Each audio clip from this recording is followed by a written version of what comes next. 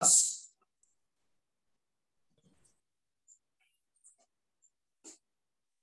का जो हमारा टॉपिक है that is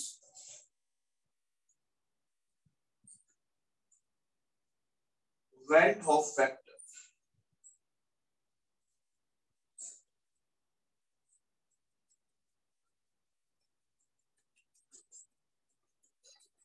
wealth of factor से रिलेटेड क्वेश्चंस आपके एग्जाम में बेटा जरूर पूछा जाता है। बहुत ही आसान, बहुत ही इंटरेस्टिंग ये हमारा टॉपिक है और आज हम इसको स्टार्ट करने जा रहे हैं। और इसको करने से पहले आपको जो मैंने 4 क्वालिटेटिव प्रॉपर्टीज बताई थी उनके बारे में आपको कंप्लीट नॉलेज होनी चाहिए। तो देखो वो 4 क्वालिटेटिव प्रॉपर्टीज क्या थी। फर्स्ट क्वालिटेटिव प्रॉपर्टी थी relative lowering of vapour pressure. Relative lowering of vapour pressure, और उसके लिए हमने फॉर्मूला ड्रा किया था PA not minus PA divide by PA not, that is equal to क्या होता है, मोल फ्रैक्शन ऑफ सोल्यूट। ये हमने पढ़ा था। दूसरी जो क्वालिटेटिव प्रॉपर्टी थी that is elevation in boiling point. Elevation in boiling point क्या होता है, delta TB, that is elevation in boiling point, that is equal to क्या होता है, KB इंटू M इक्वल होता है। थर्ड क्वालिटेटिव प्रॉपर्टी जो हमने डिस्कस की थी दैट इज डेल्टा TF। ये होता है KF इंटू M के। This is the depression in freezing point, KF into molality, and fourth colligative property that is equal to क्या होता है, pi is equal to molarity. This is the molarity into RT. ये 4 colligative properties के बारे में पढ़ा था। तो ये जो हमारे पास properties थी उनका फॉर्मूला ये था, और ये फॉर्मूला तब एप्लीकेबल था जब हमारे पास सोल्यूट क्या था, solute is non electrolyte.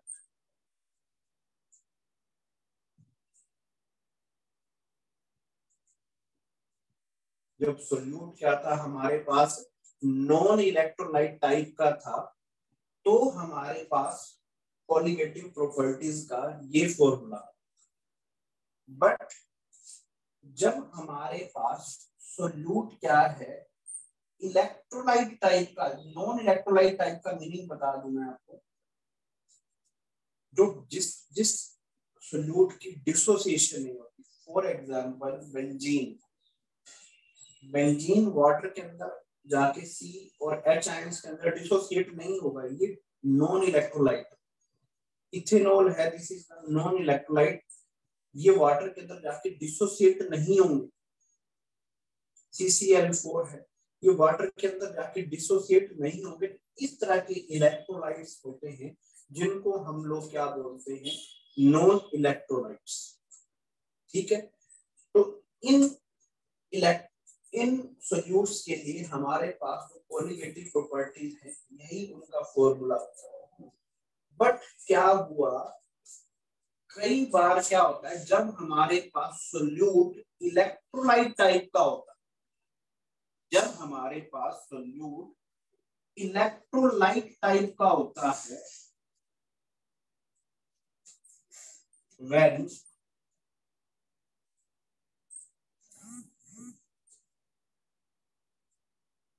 solute is electrolyte। जब हमारे पास सोल्यूट इलेक्ट्रोलाइट टाइप का होता है तो बेटा वहां पर क्या होता है, वहां पर दो केस हो सकते हैं। वहां पर या तो हो सकती है डिसोसिएशन या फिर क्या हो सकती है एसोसिएशन। तो देखो अगर हमारे पास फॉर एग्जांपल अगर हमारे पास NaCl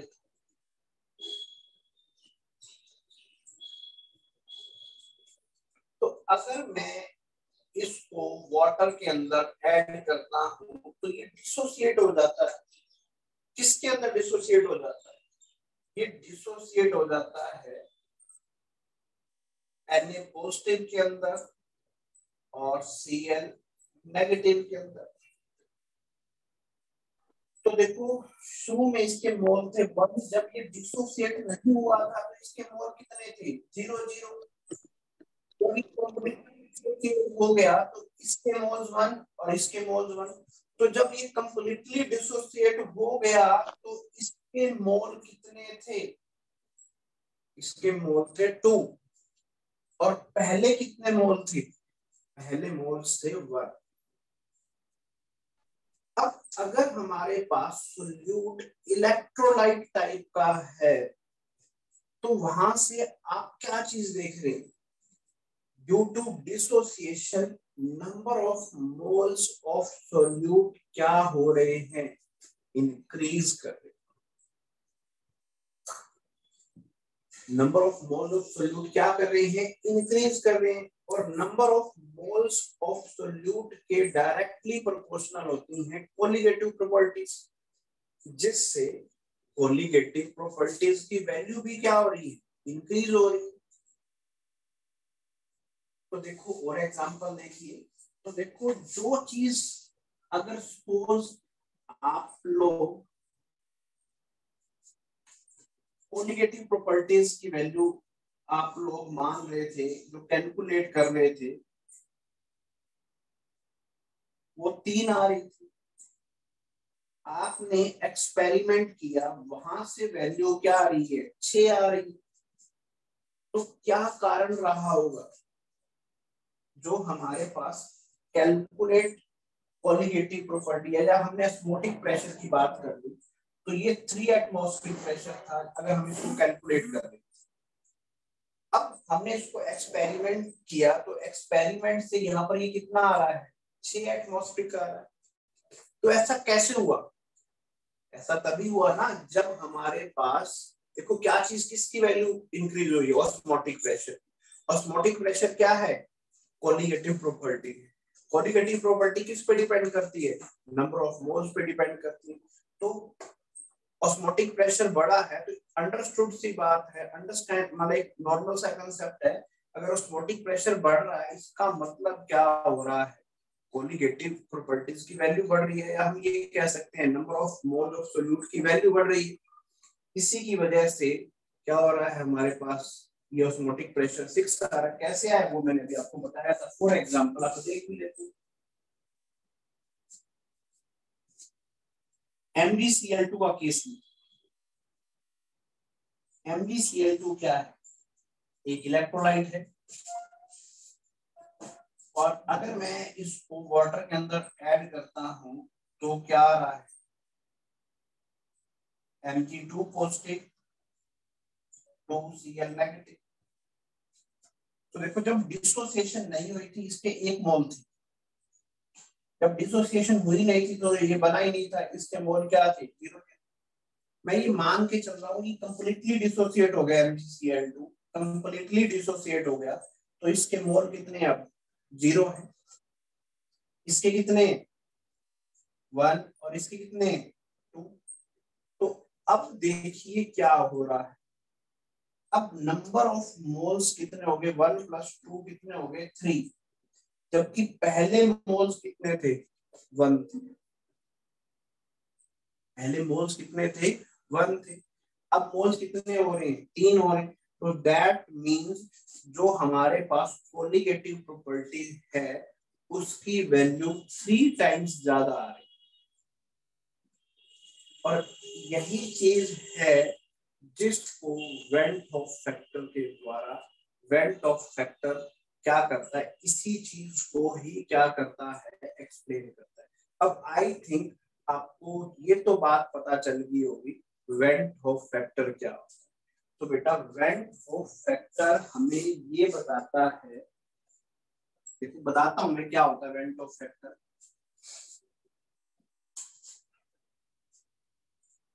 वेन ऑफ फैक्टर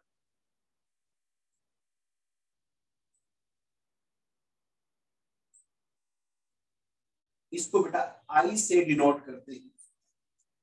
तो वेन ऑफ फैक्टर हमें ये बताता है how much value of colligative property is increased or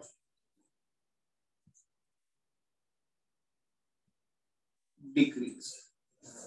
when Hoff factor हमें क्या बताता है, कोलिगेटिव प्रॉपर्टीज की वैल्यू कितनी इंक्रीज कर रही है या कितनी क्या कर रही है, डिक्रीज कर रही है।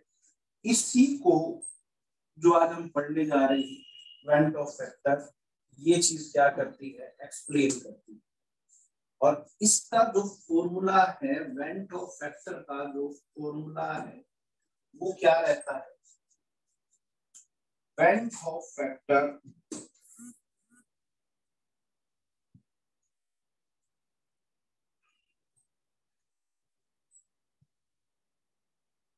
का जो फॉर्मूला रहता है वो क्या होता है, number of moles of solute after dissociation और association divide by number of mole of fluid. मैं एनबी से लिख रहा हूं, किससे लिख रहा हूं, number of moles of solute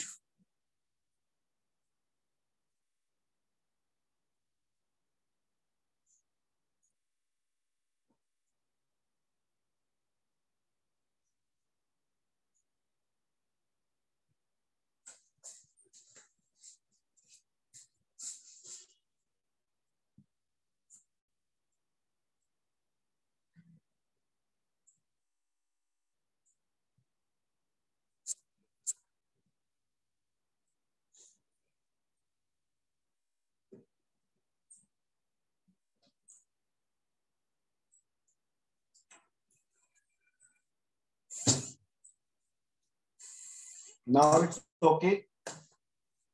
तो वेन ऑफ फैक्टर क्या होता है, number of mole of solute after dissociation और association divide by number of moles of solute before dissociation और एसोसिएशन। देखो क्या है, वेन ऑफ फैक्टर क्या होता है, number of moles of solute after dissociation और association divide by number of moles of solute before dissociation और association. मैं एग्जांपल से आपको क्लियर करता हूं। हमने वही एग्जांपल लेते जो सबसे पहले पढ़ा। तो देखिए NaCl को जब हम बोतल के अंदर ऐड करते हैं तो NaCl आपको पता है इलेक्ट्रोलाइट है और ये डिसोसिएट हो जाता है किसमें, Na positive plus Cl negative. मैं ये चीज मान के चल रहा हूं जो NaCl है वो क्या हो रहा है, कंप्लीटली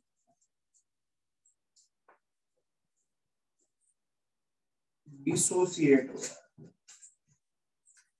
तो देखो जब स्टार्टिंग में इसके मोल मैंने मान लिए क्या है, 1 है। जब ये डिसोसिएट नहीं हुआ था तो इसके मोल कितने थे, 0 थे। इसके मोल भी कितने थे, 0 थे। जब ये डिसोसिएट हो गया, कंप्लीटली डिसोसिएट हो गया, तो इसके मोल कितने रह गए, 0। ये कितने बन गए, 1। ये भी कितने बन गए, 1। तो अब अगर हम बात करते हैं इसकी number of moles of solute after dissociation, तो आफ्टर डिसोसिएशन कितने मोल हैं, 0 1 1। टोटल मोल्स आफ्टर डिसोसिएशन कितने हैं, 2 है। और बिफोर डिसोसिएशन कितने थे, 1 + 0 + 0। बिफोर डिसोसिएशन कितने थे, 1 थे। तो यहां से वैल्यू क्या आएगी, वैल्यू ये आएगी 2/1। देखो हमारे पास NaCl के लिए क्या आ रहा है, went Hoff factor. Went Hoff factor देखो NaCl, मैं दोबारा से यहाँ पे बता ही दूं आपको, NaCl ब्रेक डाउन होके Na+ + Cl नेगेटिव है। शुरू में इसके मोल थे 1, ये जब डिसोसिएट नहीं हुआ था तो 0 0। ये कंप्लीटली डिसोसिएट हो गया तो इसके मोल रह गए थे 0, ये बन गए 1 और ये 1। तो अब में वेंट ऑफ फैक्टर लिखना है, तो वेंट ऑफ फैक्टर होता है number of moles of solute after dissociation.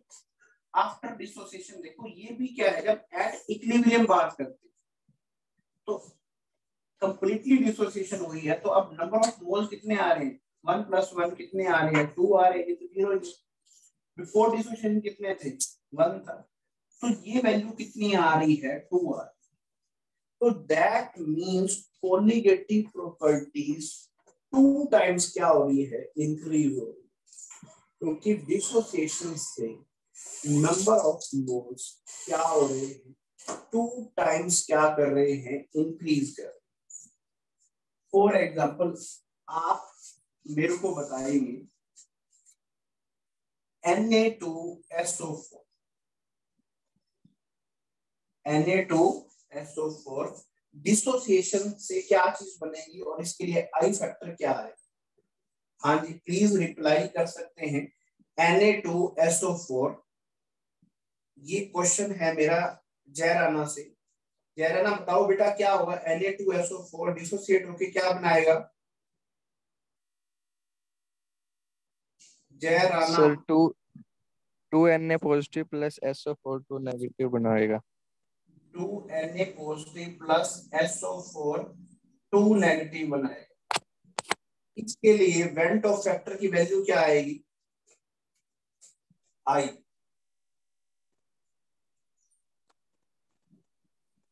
बताइए शाबाश।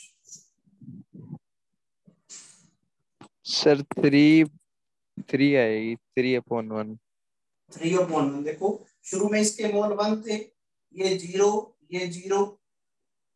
जब कंप्लीटली डिसोसिएट हो गया तो कुछ नहीं बचा। इसके कितने मोल बने, 2। इसके कितने मोल बने, 1। तो आई number of mole after dissociation 3 थे, उससे पहले कितने थे, 1 थे। तो आई की वैल्यू क्या आ गई, 3/1। क्लियर होगी बात, बोलो। Yes sir. तो अगर मैं बात करता हूं डिग्री ऑफ डिसोसिएशन, किसकी बात करता हूं, डिग्री ऑफ डिसोसिएशन की बात करता हूं, तो क्या चीज आएगी, डिग्री ऑफ डिसोसिएशन की बात करते हैं तो जो आपकी बुक के अंदर जो फॉर्मूला गिवन है वो डिग्री ऑफ डिसोसिएशन,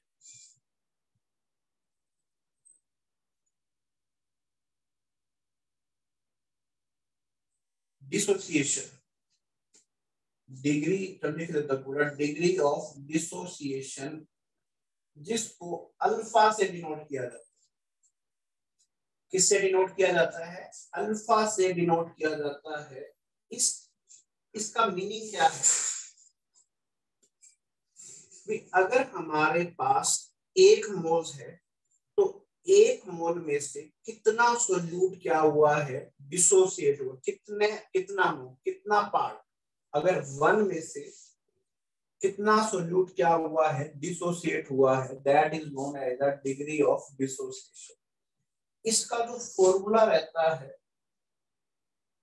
वो क्या होता है? इसको लिखते किससे हैं? अल्फा से। इसका जो फॉर्मूला रहता है वो ये होता है, number of moles dissociated divide bye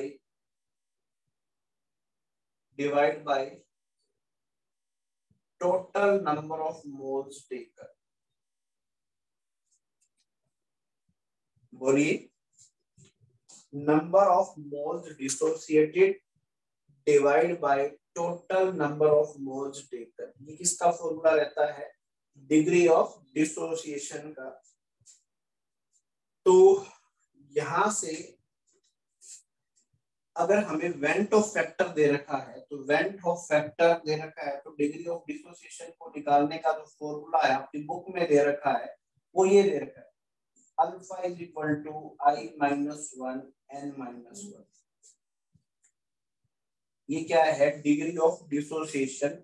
अगर वेंट ऑफ फैक्टर दे रखा है तो क्या फॉर्मूला होगा? I minus 1 divide by N minus 1। Clear है? I क्या होता है? वेंट ऑफ फैक्टर होता है। N क्या है? नंबर ऑफ मोल्स कितने लिए हम। तो देखो इसको कैसे ड्रा किया, ये भी हम लोग अभी क्या करते हैं, कैलकुलेट करते हैं। तो थोड़ा सा ध्यान से देखना, रट्टा नहीं मारना है, क्रैमिंग नहीं करनी है, समझना है क्या चीज मैं आपको बताने जा रहा हूँ।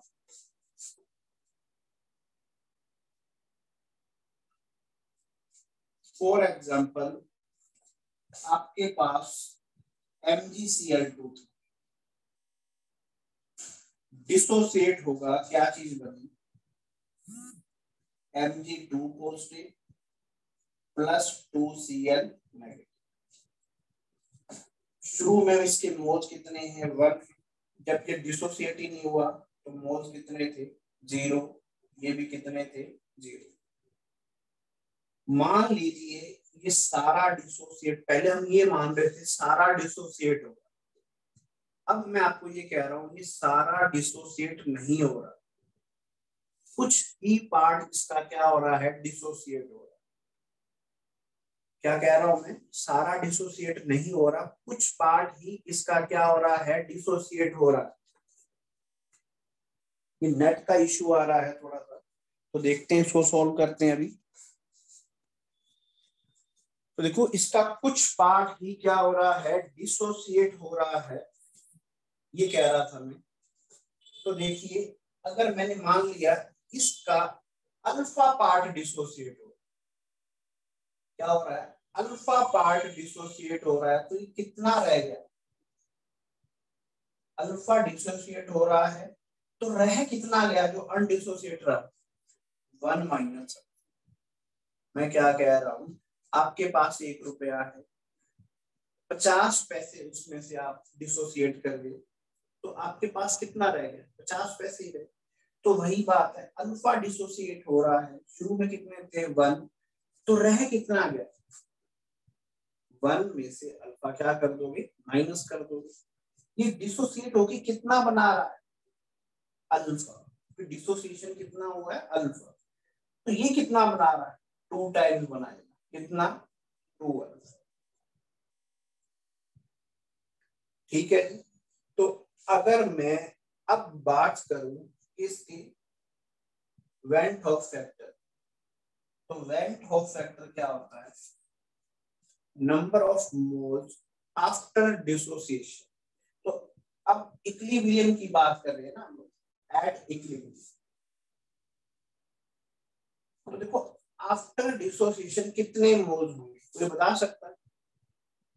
बोलो भाई, आकांक्षी गिरा, आप लोग बता सकते हो बेटा total number of mole after dissociation कितने हो?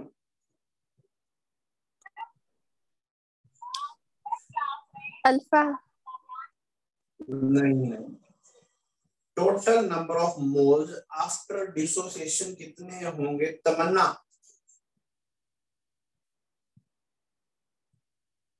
बताइए बेटा।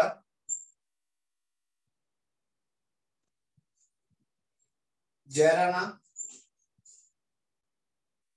सर 3 होंगे। अरे 3 आफ्टर डिसोसिएशन 3 इधर देखिए, आफ्टर डिसोसिएशन कितने मोल होंगे?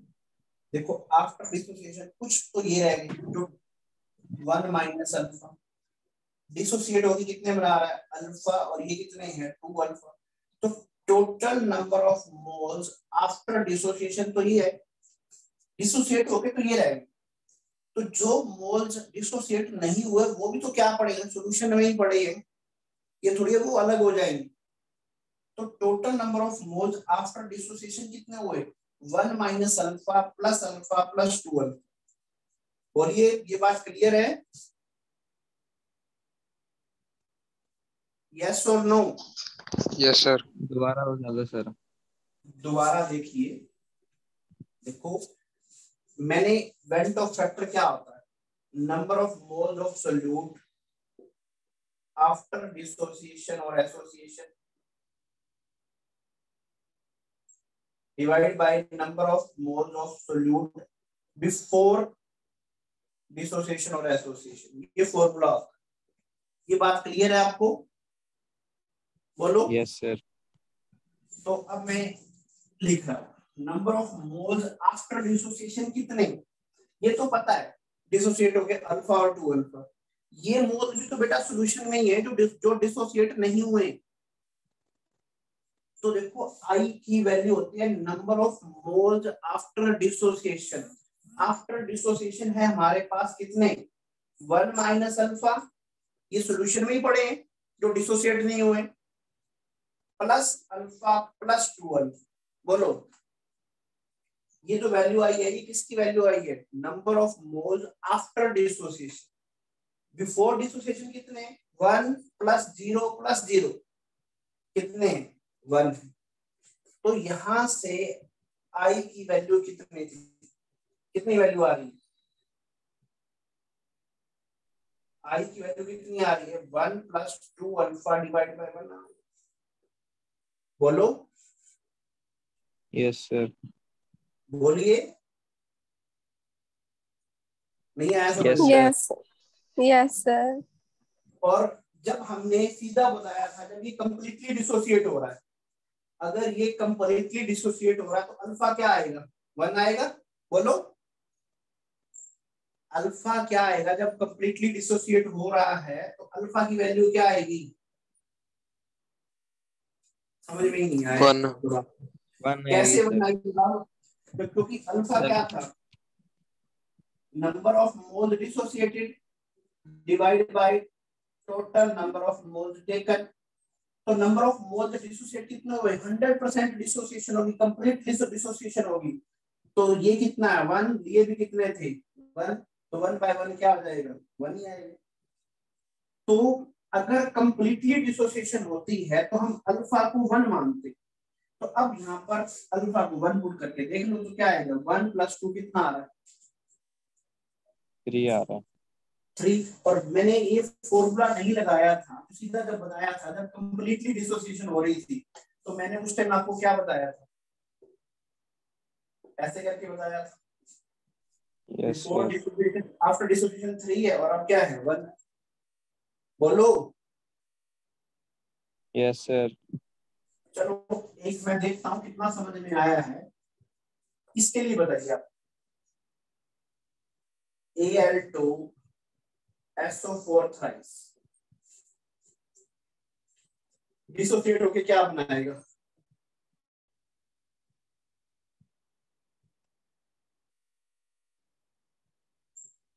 तो क्या सारे Al2SO4 थ्राइस डिसोसिएट होके क्या बनाएगा,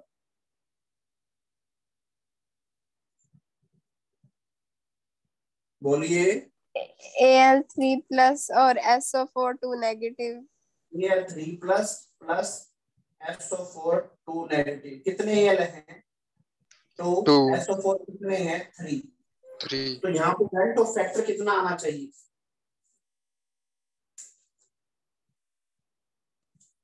जब कंप्लीट डिसोसिएशन हो 5 रही 5 आना चाहिए। वो डिस्काउंट तो आपको समझ में आ गया है ना।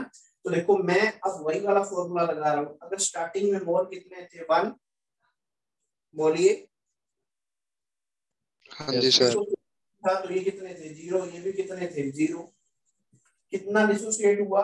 अल्फा डिसोसिएट हो गया, तो रह कितने के 1 माइनस अल्फा, बोलिए। Yes sir. ये कितने बने 2 alpha. 2 अल्फा, और ये 3 alpha. 3 alpha. तो आई की वैल्यू अब बताइए क्या होगी? Number of moles before after dissociation 4 alpha plus 1. 1 minus alpha plus 2 alpha plus 3 alpha divide by number of moles before dissociation 1। तो यहाँ से क्या आ रहा है, कितना आएगा 1 plus 4 alpha. Plus 4 alpha divide bye 1। बोलो, Yes बोलिए sir. बेटा। Yes तो sir. Alpha Yes. क्या है? अगर आप कंप्लीट डिसोसिएशन मान दो तो अल्फा की वैल्यू क्या आएगी? 1 आएगी. 1 आएगी। तो 4 प्लस 1 कितना आ रहा है 5। वो मैंने जब ये फॉर्मूला तब लगाया है जब कंप्लीट डिसोसिएशन नहीं होती है। जो मैंने फॉर्मूला लिखा था, जो आपकी बुक ऐसे बताती है, सीधा लिख रही है बुक आपकी, क्या alpha is equal to I minus 1 divide by n minus 1। ये फॉर्मूला मैंने आपकी बुक में दिया हुआ है। ये फॉर्मूला कैसे आया अब आप देखिए। मान लीजिए आपके पास एन था एक मॉलिक्यूल, डिसोसिएट होके कितना बना रहा है ये Na बना रहा है। बोलिए, क्लियर है ये? बोलो। Yes sir. Yes. Yes sir. अगर इसके स्टार्टिंग में 1 मोल थे, जब डिसोसिएट नहीं हुआ तो कितने मोल बने इसके जब डिसोसिएट नहीं हुआ? 0. 0. अगर ये कितना हो गया डिसोसिएट हो गया अल्फा, तो रह कितना गया 1 minus 1 alpha. Minus alpha. ये कितने बने N alpha. N alpha. तो आई बताओ कितना होगा? I number of mole after dissociation और एसोसिएशन कितने होंगे? N minus 1 alpha plus 1. Alpha plus n alpha. बोलो, बोलिए। Yes 1 sir. Minus alpha plus n alpha divide by क्या आएगा? Number of moles before dissociation 1। बोलो। हाँ जी सर. तो ये प्लस का 1 है, इस साइड में गया तो क्या हो जाएगा माइनस का 1। तो ये क्या बन गया i minus 1 that is equal to क्या आ गया एन अल्फा माइनस अल्फा। ये प्लस का 1 था, इस साइड ले गया तो क्या बन गया माइनस का 1। बोलो। Yes sir.